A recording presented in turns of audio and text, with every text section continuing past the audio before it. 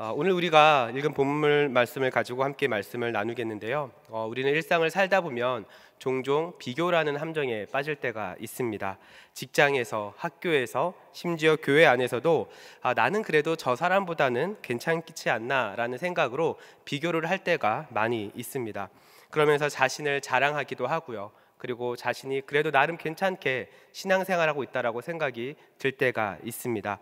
심지어 우리 자녀들은요, 이 SNS를 통해서 끊임없이 비교와 자기 자랑 속에서 살아가고 있죠.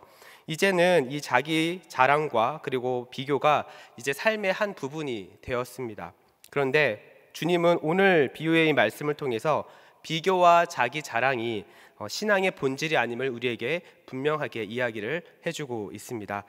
오늘 우리가 읽은 이 본문은 사실 교회를 그래도 오랫동안 신앙생활을 하신 분들이라면 잘 아는 본문 말씀인데요. 오늘 본문을 보면 두 사람이 등장을 합니다. 한 사람은 바리새인이고요. 그리고 한 사람은 세리입니다. 이 두 사람은 모두 성전에 올라갔습니다. 성전에 왜 갔을까요? 오늘 본문을 보니까 기도하러 갔다고 이야기를 합니다. 오늘날로 말하면 우리와 같은 신앙인이었고 그리고 예배 자리에 참석을 했다라는 거죠. 그런데 그들의 기도가 완전히 달랐습니다. 바리새인은 이렇게 기도를 합니다. 오늘 보면 11절과 12절 말씀입니다. 우리 한 목소리로 읽겠습니다. 시작. 바리새인은 서서 따로 기도하여 이르되 하나님이여, 나는 다른 사람들 곧 토색, 불의, 간음을 하는 자들과 같지 아니하고 이 세리와도 같지 아니함을 감사하나이다. 나는 일해에 2번씩 금식하고 또 소득의 11조를 드리나이다 하고. 여러분, 만약에 우리 교회에 이런 성도가 왔다고 한다면 여러분 어떨까요? 11조 헌금도 잘 드립니다. 교회의 모든 공예배도 잘 참석합니다. 그리고 말씀대로 살려고 노력도 합니다. 여러분, 만약에 여러분 주변에 이런 성도가 있다고 한다면 같이 하고 싶을 겁니다. 같이 교제를 하고 같이 교회 안에서 함께 헌신하면서 함께 하나님 앞에 나아가고 싶은 마음이 아마 들 것입니다. 그런데 여러분, 오늘 본문에 이 바리새인의 기도를 잘 보면요, 감사는 담겨 있지만 그 감사의 내용이 하나님께 맞춰져 있지 않습니다. 무엇에 맞춰져 있습니까? 자신에게 맞춰져 있죠. 하나님이라고 하는 호칭은 부르지만 어떤 기도가 이루어집니까? 나는 남들과 다르다. 나는 율법을 잘 지킨다. 나는 11조도 잘 드리고 있다. 모두 다 나. 이런 고백으로 가득 차 있습니다. 모두 자기 자랑을 하는 거죠. 우리는 여기서 중요한 신앙의 함정을 하나 발견하게 됩니다. 여러분, 우리가 신앙생활을 오래 하다 보면요, 우리도 모르게 자신의 의로움이 드러날 때가 있습니다. 자신의 의로움을 자랑하고 남들과 비교할 때가 있다는 거죠. 나도 주일 성수하고 나도 열심히 교회 봉사하고 있고 11조도 꼬박꼬박 내고 있는데 왜 저 사람은 저렇게 신앙생활을 하지? 왜 저 사람이 가는 곳은 항상 이렇게 문제가 생기는 거지? 이러한 생각이 우리 가운데 들 때가 있다는 거죠. 여러분, 만약에 우리 안에 이러한 마음이 들 때가 있다고 한다면 우리도 빨리 하나님 앞에서 우리의 자신을 점검해 보아야 합니다. 여러분, 바리새인이 무엇을 잘못했습니까? 율법을 지킨 것입니까? 아닙니다. 율법을 잘 지키는 것은 너무나도 훌륭한 일이죠. 11조를 드리는 것을 말하는 것이 잘못되었을까요? 아니요, 그렇지 않습니다. 11조 헌금을 드리는 건 너무나도 귀한 헌신입니다. 문제는 무엇입니까? 그가 자신의 의로움을 자랑하면서 남을 멸시하는 그 마음에 빠져 있다는 거죠. 이러한 신앙의 태도는요, 누가 중심에 있는 겁니까? 바로 나 자신이 중심에 있는 겁니다. 그렇다면 반대로 세리는 어떨까요? 세리는 멀리 서서 감히 하늘을 쳐다보지 못하고 이렇게 고백을 합니다. 가슴을 치며 이렇게 고백을 하죠. 하나님, 불쌍히 여기소서, 나는 죄인입니다. 이렇게 이야기를 합니다. 세리는요, 자신의 죄를 인정하고 오직 하나님의 은혜만을 구하고 있습니다. 우리는 여기서 신앙의 본질을 보게 되죠. 신앙은 내가 얼마나 잘했는지, 얼마나 남들보다 뛰어난지, 내가 얼마나 많은 공로를 쌓았는지 여기에 달려져 있지 않습니다.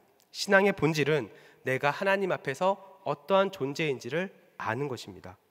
세리는 하나님 앞에서 자신이 죄인임을 인정하고 그리고 하나님의 긍휼과 하나님의 은혜만을 구하고 있죠. 자신의 연약함, 자신의 부족함, 자신의 이 죄인됨을 솔직하게 고백하며 하나님 앞에 나아가고 있습니다. 사랑하는 우리 성도 여러분, 우리도 오늘 본문의 세리처럼 하나님 앞에 무너질 때가 있습니다. 세리와 같은 마음이 들 때가 있죠. 죄책감 때문에 예배가 안 되고 기도를 하려고 해도 기도가 나오지 않고 하나님 앞에 나아가려고 하지만 그렇게 잘 되지 않을 때가 있습니다. 하나님 앞에서 나아가지 못하고 그럼에도 불구하고 사람들 앞에서는 괜찮은 척, 나름 신앙생활 잘하고 있는 척 할 때가 있다는 거죠. 여러분, 이때 필요한 것이 무엇일까요? 오늘 본문의 세리와 같은 믿음의 고백입니다. 하나님, 지금 제 마음이 무너져 있습니다. 하나님, 저는 자격이 없지만 저에게 하나님의 은혜가 필요합니다. 이러한 믿음의 고백으로 하나님 앞에 나아갈 때 하나님은 이 고백을 외면하지 않으신다는 거죠. 왜냐하면 신앙은 내가 얼마나 괜찮은 사람인가 이것을 보여주는 것이 아니라 하나님 없이 살 수 없는 존재임을 인정하는 것에서부터 시작하기 때문입니다. 그래서 예수님은 이 바리새인과 세리를 비교하면서 어떻게 결론을 내리셨을까요? 오늘 보면 14절 말씀입니다. 우리 한 목소리로 읽겠습니다. 시작. 내가 너희에게 이르노니 이에 저 바리새인이 아니고 이 사람이 의롭다 하심을 받고 그의 집으로 내려갔느니라. 무릇 자기를 높이는 자는 낮아지고 자기를 낮추는 자는 높아지리라. 아멘. 자, 예수님은 누가 의롭다라고 하셨습니까? 예수님은 세리가 의롭다 하심을 받았다라고 이야기를 하고 있습니다. 여러분, 여기서 의롭다라고 하는 것은요, 성경 원어로 보니까 의로 정하다, 옹호하다라는 의미를 갖고 있습니다. 다시 말해서 예수님이 바리새인이 아니라 지금 누구의 편을 들고 있습니까? 세리의 편을 들고 있죠. 여러분, 이러한 모습은요, 당시 청중들에게는 굉장히 충격적인 모습입니다. 왜냐하면 당시 사람들은 바리새인은 존경받아 마땅하고 세리는 오히려 배신자라고 생각을 했기 때문이죠. 그런데 왜 예수님은 이러한 세리의 편을 들어주셨을까요? 앞서 말한 대로 바리새인의 그 마음의 중심에는 하나님이 아니라 나 자신이 바로 그 중심에 있었기 때문입니다. 자신이 드린 11조, 자신은 간음과 불의 등을 하지 않았다는 그런 마음으로 하나님께 인정받아야 마땅하다라고 하는 그 마음을 가지고 있었던 거죠. 그런데 여러분, 이러한 신앙의 태도 우리에게도 있지 않습니까? 우리도 이러한 마음으로 신앙생활 할 때가 분명히 있습니다. 하나님, 저 이번에 성경도 열심히 읽었습니다. 기도도 많이 했습니다. 열심히 헌신했습니다. 그러니 하나님, 이번에도 저의 기도에 응답해 주십시오. 여러분, 이 말 속에는 어떤 마음이 들어있는 걸까요? 하나님 앞에 내가 이만큼 했으니 하나님도 저에게 이만큼 해주셔야 합니다. 이러한 암묵적인 마음이 있는 겁니다.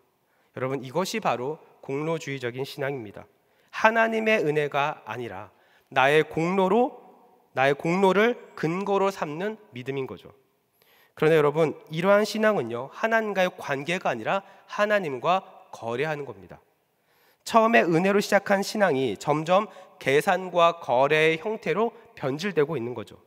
하나님으로부터 내가 원하는 무엇인가를 얻기 위해서 교회 봉사하고, 하나님으로부터 내가 무엇인가 얻기 위해서 금식하고 예배에 참여한 것은 자신의 공로를 쌓아서 하나님께 인정받으려고 하는 태도입니다.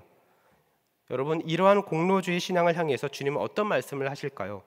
오늘 보면 14절에 보니까 자기를 높이는 자는 낮아지고 자기를 낮추는 자는 높아지리라, 이렇게 말씀을 하시죠. 여기서 높인다는 것은요, 사회적인 지위가 올라간다는 의미가 아닙니다. 여기서 높인다는 것은 성경 원어로 힙소라고 하는데 누군가를 찬양하다, 들어올리다라는 겁니다. 그러니까 자신을 높이는 신앙생활을 하는 것은 무엇입니까? 교회 안에서 자신이 인정받고 싶은 마음이 가득 찬 거예요. 내가 이렇게 열심히 봉사하니까 사람들이 나를 인정해 주겠지. 내가 이렇게 열심히 하니까 하나님이 나를 인정해 주시겠지라고 하는 그러한 마음으로 신앙을 계산하는 겁니다. 반대로 낮추는 신앙생활은 무엇일까요? 누군가의 인정을 바라지 않습니다. 묵묵히 주어진 자리에서 하나님만을 높이며 하는 신앙생활인 거죠. 동시에 자신은 자격이 없지만 하나님의 일하심에 자기를 불러주시고 자신을 동참시켜 주신다라고 하는 그 은혜의 감격 앞에 감사한 마음을 하나님 앞에 나아가는 겁니다. 여러분, 우리 하나님이 하나님의 사람을 부르실 때는 하나님께서 능력이 부족해서 우리를 부르시는 것이 아닙니다. 우리가 주님의 일을 한다고 해서 우리의 어떠함이 드러나는 것이 아닙니다. 오히려 하나님의 일하심에 우리가 동참하는 겁니다. 그러니까 우리가 이런 거죠. 아이들이 막 놀고 있습니다. 근데 한 명이 같이 어울리지 못하고 있어요. 야, 일로 와봐, 내가 너 껴줄게, 이런 겁니다. 하나님의 일하심에 우리가 끼어 들어가는 겁니다. 그 은혜 앞에 우리가 감사한 마음을 갖는 거죠. 그래서 여러분, 우리에게 필요한 것이 무엇입니까? 내가 얼마나 잘했는가 보다 하나님의 일하심에 우리를 불러주신 것, 하나님의 일하심에 우리를 사용해 주신 것, 여기에 감사한 마음을 갖는 겁니다.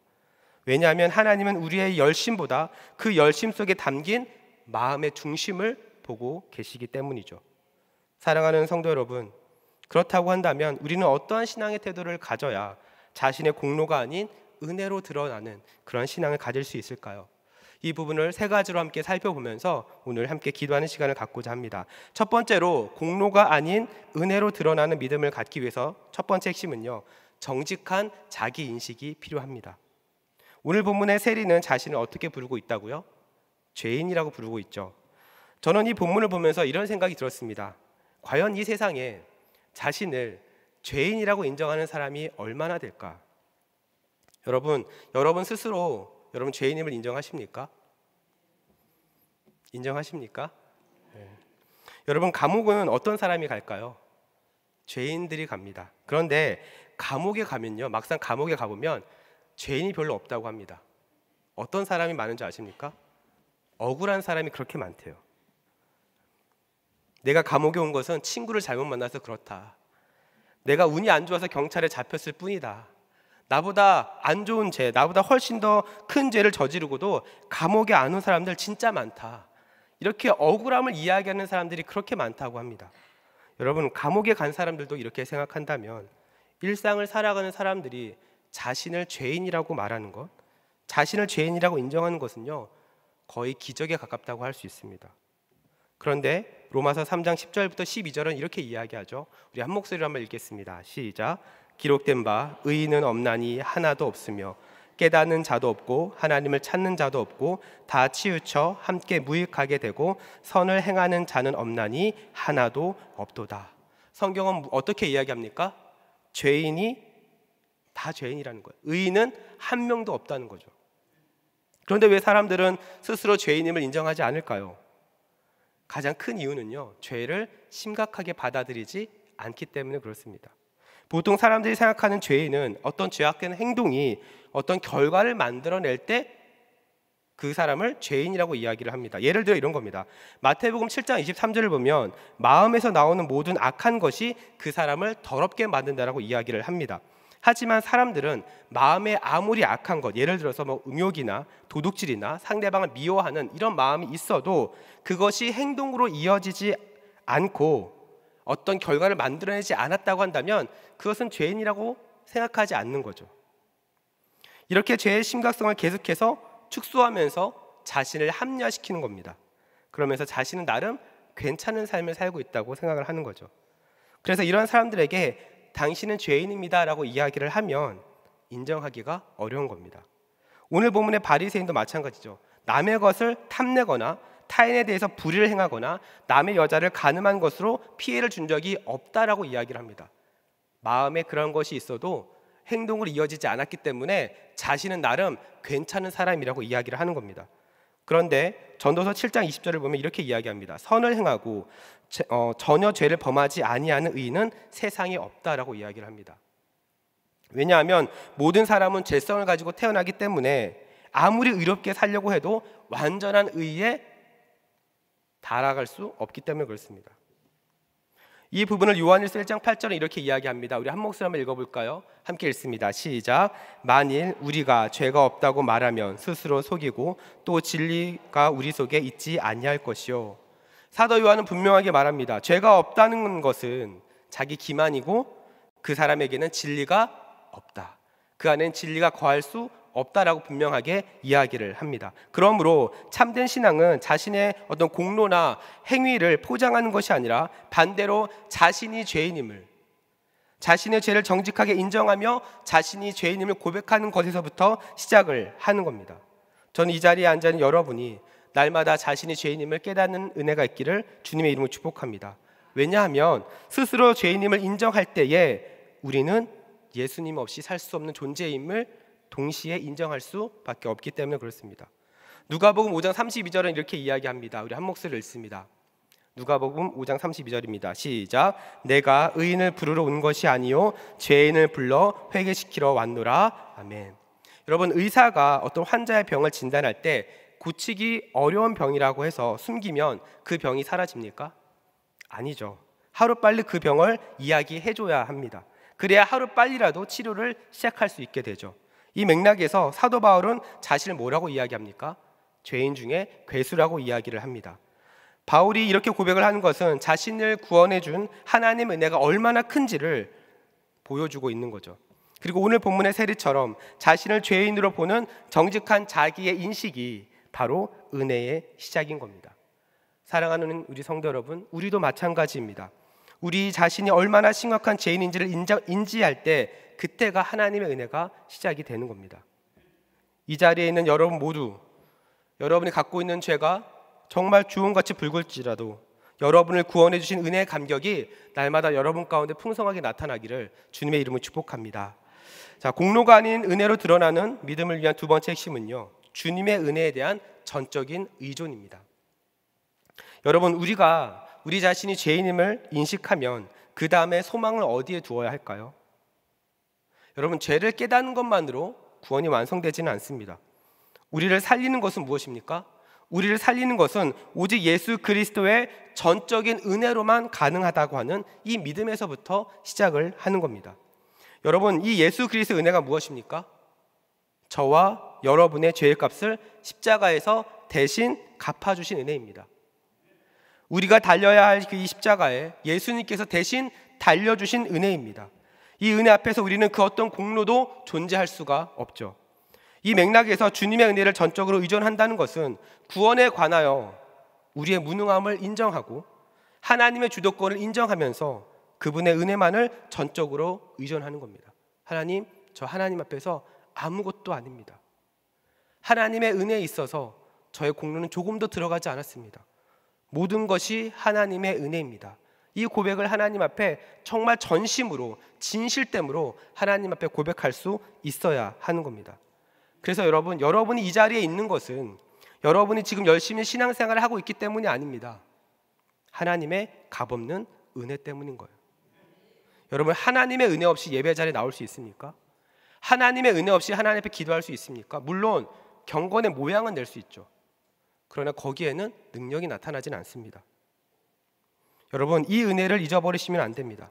그냥 머리로 아 그렇구나 라고 생각하고 지나가시면 안 됩니다. 왜냐하면 은혜를 잊어버리면 죄에 대한 올바른 인식이 사라지고, 죄에 대한 올바른 인식이 사라지면 말씀을 왜곡하기 시작합니다. 그래서 결국에는 하나님의 인도하심에서 벗어나기 때문이죠. 그래서 하나님의 은혜를 전적으로 의존하지 못하는 신앙은 교회는 다니지만 마음이 불안합니다. 교회는 다니지만 하나님 나라의 소망이 아니라 이 땅의 소망을 품고 살아갑니다. 하나님께서 은혜를 허락하셔도 그 은혜를 온전히 누리지를 못해요. 왜냐하면 그 은혜를 의존하지 않기 때문에 그렇습니다. 사랑하는 우리 성도 여러분, 지금 여러분은 하나님의 은혜를 온전히 의존하며 살아가고 계십니까? 시편 37편 5절은 다음과 같이 이야기를 합니다. 우리 한 목소리를 읽겠습니다. 시작. 내 길을 여호와께 맡기라. 그를 의지하면 그가 이루시고. 여러분, 하나님을 의지하면 누가 이루어 갑니까? 하나님이 이루어 가십니다. 저는 이 자리에 있는 여러분 모두가 정말 하나님의 은혜만을 전적으로 의존하는 그러한 신앙생활을 할 수 있기를 주님의 이름으로 축복합니다. 그래서 여러분의 믿음이 시간이 가면 갈수록 아, 정말 하나님밖에 없구나, 내 인생 가운데 의지할 분 하나님밖에 없구나라는 것을 정말로 믿음으로 고백하고 마음을 다해 고백하며 날마다 그 은혜 감격 가운데 살아가는 여러분이 되기를 주님의 이름으로 축복합니다. 공로가 아닌 은혜로 드러나는 믿음을 위한 세 번째는요, 바로 자신을 낮추는 겸손한 태도입니다. 우리가 앞에서 살펴본 이 바리새인과 세리의 모습을 보면서 우리가 놓치지 말아야 할 것 하나가 바로 이 겸손입니다. 오늘 본문의 세리는 자신을 낮추면서 하나님께 자신을 불쌍히 여겨달라고 고백을 하죠. 여러분, 이것은 단순한 동정심을 하나님 앞에 예수님께 구하는 것이 아닙니다. 성경은 국률이라는 것을 말할 때에 단순히 그냥 안타깝다, 너 참 불쌍하다 이렇게 이야기하고 끝나지 않습니다. 바로 그 뒤에 행동이 함께 따라옵니다. 우리가 잘 알고는 예수님께서 오병이어의 기적을 베푸셨죠. 예수님께서 오병이어의 기적을 베푸실 때 무리를 보면서 어떻게 하셨습니까? 불쌍히 여기셨습니다. 그리고 어떻게 하셨습니까? 그 많은 무리들을 먹이셨죠. 10명의 나병 환자가 예수님 옆에 나오면서 자신들을 불쌍히 여겨달라고 말합니다. 예수님께서는 그 10명의 나병 환자를 고치셨습니다. 또한 맹인 2사람도 예수님께 나와서 자신을 불쌍히 여겨달라고 이야기합니다. 주님께서는 그들의 눈을 열어주셨습니다. 무슨 말입니까? 주님의 긍휼하심은 모두 다 행동으로 나타났습니다. 오늘 본문의 세리도 주님께 이 긍휼을 구했습니다. 주님, 저를 불쌍히 여기십시오. 그는 자신이 죄인임을 인정하며 가슴을 치며 자신을 불쌍히 여겨달라고 고백을 하죠. 여기서 자신을 불쌍히 여겨달라고 하는 이 말은 헬라어로 보니까 힐라스코마이라고 합니다. 이 용어는요, 그냥 단순히 자기를 불쌍히 여겨달라고 하는 감정적인 호소가 아닙니다. 바로 하나님과의 관계가 회복되기를 바라는 마음으로 이 용어를 쓰는 겁니다. 다시 말해서 세리는 자신의 죄를 인정하면서 동시에 예수님을 통해서 하나님과의 관계가 회복되기를 이 세리는 기대하는 거죠. 그 마음으로 예수님께 고백을 하는 겁니다. 주님, 저를 불쌍히 여기십시오. 그래서 여러분, 이 세리의 기도는요, 단지 회개로 끝나지 않았습니다. 어떤 결과로 이어졌습니까? 하나님께서 그를 의롭다라고 칭해 주셨습니다. 자신을 겸손히 낮추면서 하나님의 긍휼을 구하는 그 세리에게 의롭다라고 해 주셨습니다. 그리고 그를 향해서 뭐라고 얘기했습니까? 그를 높여주신 거죠. 낮은 자를 높여주시는 그 주님의 은혜를 이 세리는 경험을 하게 됩니다. 사랑하는 우리 성도 여러분, 우리도 마찬가지입니다. 우리 자신이 하나님 앞에 겸손히 엎드릴 때, 그때가 하나님이 일하실 때입니다. 지금 나의 영적인 상태가 이렇게 엉망인데 이런 내가 과연 하나님 앞에 쓰임받을 수 있을까? 내가 지금 이 상태에서 하나님 앞에 나아가도 괜찮을까? 여러분, 하나님은 그러한 자를 기다리고 계십니다. 하나님은 그 마음을 가지고 주님 앞에 나오기를 원하십니다. 왜냐하면 겸손하게 자신을 낮추는 그 자리가 바로 하나님이 일하실 자리이기 때문에 그렇습니다. 그래서 여러분, 하나님은 완전한 사람을 찾으시는 것이 아니라 자신이 죄인임을 아는 겸손한 사람을 쓰시는 겁니다. 이것이 하나님의 방식이에요. 세상과는 완전히 다른 방식이죠. 세상은 어떤 사람을 선호합니까? 완전한 사람, 얼굴도 잘생기고 스펙도 좋고 좋은 대학도 나오고 능력이 있는 사람, 그러한 사람을 세상은 원합니다. 그러나 하나님이 원하시는 사람은 어떤 사람입니까? 자신의 겸손함을 아는 사람입니다. 여러분, 겸손은요, 우리가 만들어내는 어떤 성품이 아닙니다. 진짜 하나님 앞에서 하는 겸손은 하나님의 은혜 앞에서 내가 어떠한 존재인지 깨달을 때, 그리고 여러분을 향하신 하나님의 은혜가 얼마나 크고 놀라운지를, 그것이 여러분 감당이 안 돼서 나오는 반응이 바로 겸손입니다. 그래서 여러분, 우리에게도 세리와 같은 이 겸손한 고백이 필요합니다. 하나님, 저를 불쌍히 여겨 주옵소서. 저는 자격이 없습니다. 그러나 주님의 은혜가 있으면 저는 살 수 있습니다. 이러한 믿음의 고백이 우리 가운데 필요합니다. 사랑하는 성도 여러분, 여러분 주님 없이 살 수 있습니까? 주님 없이 여러분 자신 있으십니까? 여러분, 이것을 깨닫는 것이 사람마다 참 다른 것 같습니다. 인생이라는 것이 내 힘으로 안 되는구나, 내 뜻대로 안 되는구나, 내 계획대로 안 되는구나, 이것을 깨닫는 그 시기가 사람마다 다 다른 것 같습니다. 그러나 여러분, 그것을 깨달을 때, 그것을 인정할 때에, 그때가 하나님 일하실 때입니다. 우리의 어떠함으로 하나님 앞에 나아갈 수 없습니다. 우리의 어떠함으로 하나님 앞에 좋은 어떤 선한 영향력을 하나님 앞에 드릴 수 없습니다. 우리는 전적으로 죄인이며 우리의 힘으로 할 수 있는 것은 아무것도 없습니다. 그래서 우리에겐 주님이 더 필요한 거죠. 말씀을 정리합니다. 사랑하는 여러분, 은행에 가서 여러분 통장을 확인해 보면요, 내가 얼마나 저축했는지, 그리고 얼마나 내가 지출했는지 모든 내역이 다 남아있죠. 그래서 통장에 잔고가 많으면 어떨까요? 마음이 든든합니다. 근데 반대로 통장에 잔고가 없으면 마음이 불안하기도 하죠. 그런데 여러분, 우리의 신앙도 이런 통장처럼 여겨질 때가 있습니다. 생각할 때가 있다는 거죠. 내가 얼마나 봉사했나, 내가 얼마나 기도했나, 얼마나 내가 남들보다 잘했나, 이러한 신앙의 잔고를 쌓아두면서 이것이 많으면 하나님 앞에 좀 떳떳합니다. 반대로 이 잔고가 좀 적으면 위축될 때가 있죠. 그러나 여러분, 자신의 공로로 드러나는 신앙은요, 오래 가지 못합니다. 왜냐하면 공로의 중심에 하나님이 아닌 나 자신은 불완전하기 때문에 그렇습니다. 그래서 여러분, 이러한 믿음은요, 교회에 출석은 하지만 믿음이 성장하지는 않습니다. 왜냐하면 믿음은 내가 얼마나 많이 모았는가가 아니라 주님의 이름으로 내가 얼마나 많이 받았는가, 여기에 바로 핵심이 되기 때문에 그렇습니다. 사랑하는 우리 성도 여러분, 은혜로 사는 사람은 하나님으로부터 많이 받은 사람입니다. 내가 무엇인가 많이 한 사람이 아니라 하나님으로부터 많이 받은 사람입니다. 사랑하는 성도 여러분, 지금까지 여러분 많이 받으셨습니까? 많이 누리셨습니까? 아니면 주셨는데도 계속 쌓아만 두고 계십니까? 여러분, 은혜로 사는 사람은요, 쌓아둔 사람이 아니에요. 하나님께서 우리 가운데 부어주실 때 그것을 계속 흘려보내는 겁니다. 은혜가 동기가 되어서 그 은혜를 가지고 섬기고, 은혜가 동기가 되어서 그 은혜를 가지고 하나님 앞에 나아가는 것입니다. 그렇게 해서 계속해서 흘려보내는 거예요. 흘려보내면 어떻게 될까요? 하나님이 또 쌓아주십니다. 그래서 이 신앙의 통장은 다 무제한이에요. 신앙의 통장은 제한이 없습니다. 하면 할수록, 은혜로 쓰면 쓸수록 하나님은 더 많은 것을 계속해서 부어주시죠.